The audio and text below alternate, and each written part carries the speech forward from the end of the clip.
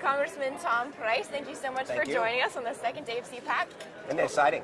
It really is. And I'm kind of curious, as you know, I don't know if you had a chance to talk to a lot of people yet. I know you guys have had busy schedules and been going back and forth for votes and such, but what's kind of the response that you're hearing from people? Are people coming up and telling you everything, what seems to be on their minds, or are they encouraging, or are they asking a lot of questions? I think the sense that I get at this CPAC meeting is that people are really excited. They're enthusiastic, but they're also focused. They understand that 2012 is the year. This is the year that we've got to turn this country around and move it in the right direction because time is short. Definitely, definitely. And one of the biggest political issues of the day that I wanted to speak with you about, because I know you also have a background in the medical profession, is the Obamacare mandate that came down that was basically forced a lot of religious institutions to provide coverage of contraceptives and things that really violate their conscience. Right. I'm curious if you see any movement in the House. I know Senator Marco Rubio introduced a bill in the Senate. I know Senator Roy Blunt and a congressman in the House kind of introduced companion bills to deal with this about a year ago. What do you see coming forward in the House legislation-wise kind of to deal with this? Where are we at in the House and where is it going forward? I think the Energy and Commerce Committee will actually be working on a bill next week, but it's important for people to appreciate that this isn't just about birth control. This isn't just about abortion.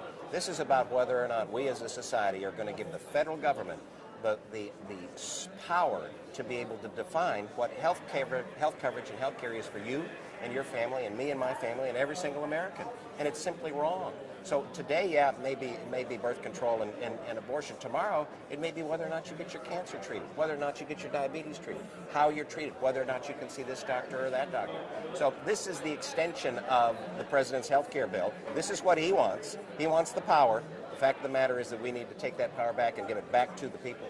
I know it's hard to isolate certain situations like this, but just in the time that you've been in Washington, D.C., do you think that this is maybe the boldest or the broadest kind of power grab or reaching into people's constitutional rights that you've seen?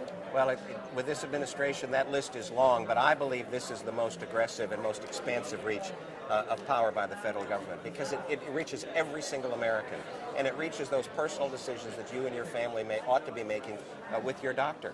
In this instance, this even violates, I believe, the Constitution. What the president is saying, what this administration is saying, is that we believe so much in our power that you have to violate your First Amendment rights. That's what they're saying. And we're not going to stand for that, as you know. Well, it definitely puts even more of a spotlight, even more than there already was, on the Obamacare decision coming up before the Supreme Court now, too, and kind of gives a lot of information there. Final question that I wanted to ask you. I know you said 2012 is obviously really important. Everyone's focused on the presidential races, but there's also a House and a Senate that we have to elect. So looking back at what Republicans have been able to accomplish since they took control of the House, and I know, it's been difficult because of the situation in the Senate still being controlled by a different party as well as the White House. What would you say have been the biggest accomplishments that you would want to tell voters that the House has done legislative-wise? What's the best progress that you've kind of seen? Well, I think the frustration and the schizophrenia that I call it is because we have a majority in the House, and so we're responsible for governing.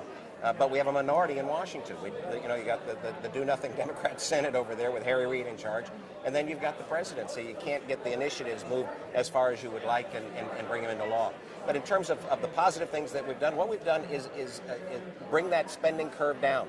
We've actually, from a discretionary spending standpoint, the thing that Congress actually controls, decreased minimally, but decreased discretionary spending 2 years in a row. We've changed that dynamic. We've also stopped the kind of regulatory oppression that this president is able to put in place without contrasting and holding him to account. Doesn't mean that he hasn't acted, because he has, and he continues to reach out. But what we're able to do now with Darrell Issa, the Oversight Committee, and the other committees, we're able to bring a spotlight in there. The power of the subpoena, Solyndra is a classic example, those kinds of things. If we hadn't been in the majority in the House of Representatives, the people may have never heard about Solyndra. All right, so final question for you. I know you're from Georgia. What happens first? Congress passes a budget or the Falcons win the Super Bowl? That's a tough question. I'm Sorry to put you on the spot. I'm going to go with Falcons winning the Super Bowl. All right, you heard him, Matt Ryan. Thank you so much, Congressman. Thank you.